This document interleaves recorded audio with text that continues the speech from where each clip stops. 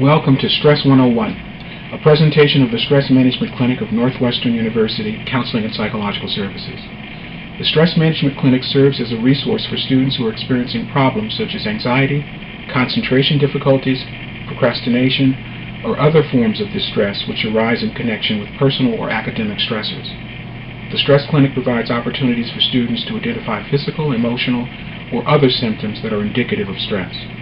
Students then receive training in skills and techniques that will aid them in managing stress in their lives. Our goal in this brief introduction is to aid you in identifying some of the more common signs and symptoms of stress, and following this, to make some connections regarding the role that our perceptions, thoughts, and beliefs play in our experience of stress. Our final objective is to acquaint you with some strategies and techniques for coping with stress. One useful definition of stress views it as any situation, whether real or imagined, that threatens our emotional status quo. A stressful situation appears to place a demand upon the individual to take some action in order to restore a sense of emotional equilibrium. It's important to remember that stress arises in response to both negative and positive events in our lives, particularly those involving change. So even though you may be understandably happy about going to college, graduating, starting a new relationship, or finding a job, these events may require a lot of adjustments and thereby generate some degree of stress in your life. Stress may manifest itself in several ways: physical, emotional, cognitive, and behavioral. Let's take a closer look at some common features.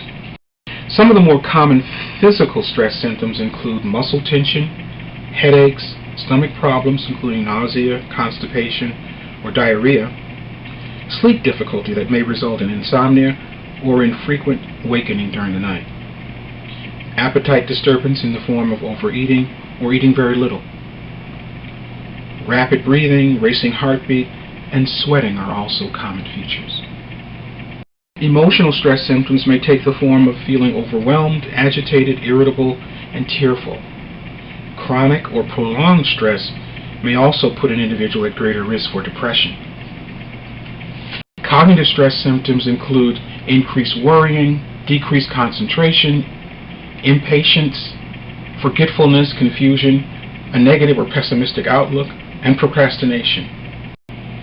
When we encounter a stressful situation, our bodies undergo a rapid set of changes that enable us to address the situation. This response, called the fight-flight response, involves the release of two powerful hormones, adrenaline and cortisol, into the bloodstream. They, in turn, have an impact on practically every organ and system in the body. Our heart and respiration rates increase, fat and sugar are made available for increased energy, and non-emergency functions such as digestion and reproduction are suppressed. There is an adaptive value to being able to respond to a physical threat in this manner.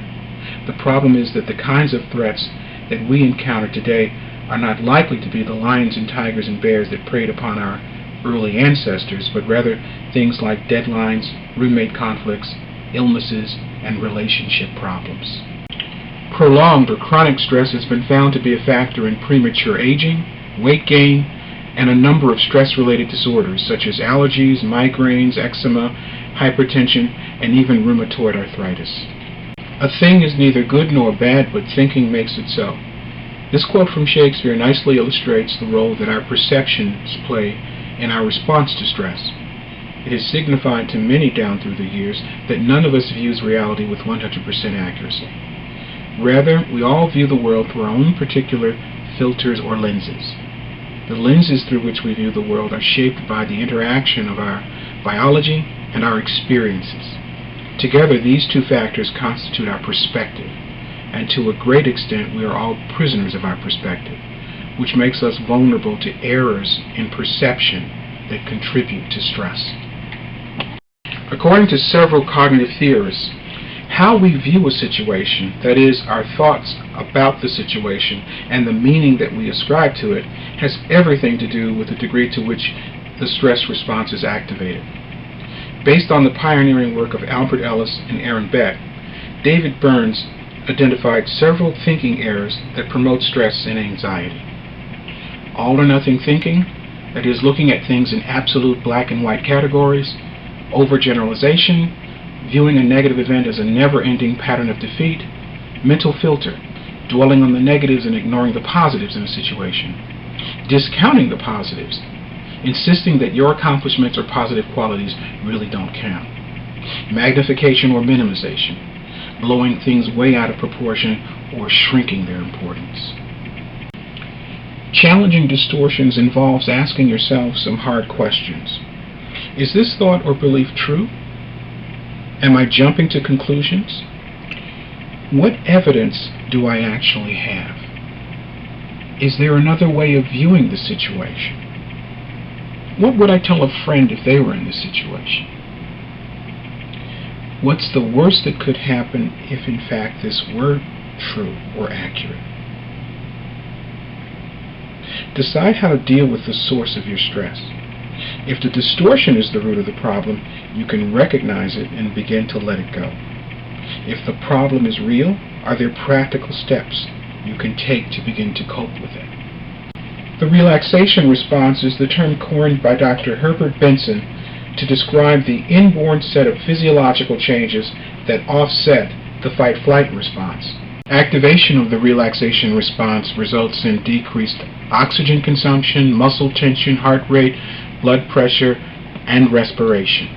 The relaxation response can be brought about by deep breathing, prayer, repetitive exercise, focusing on an object, word, or phrase.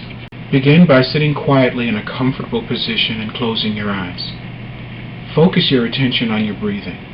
Breathe slowly and naturally. Count your out-breaths or your exhalations in groups of 4. 1, 2, 3, 4, and then repeat the pattern.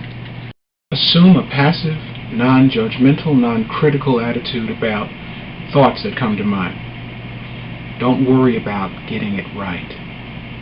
Allow thoughts to float in and out of your awareness. Continue to count your exhalations for 10 to 20 minutes and try to practice on a daily basis.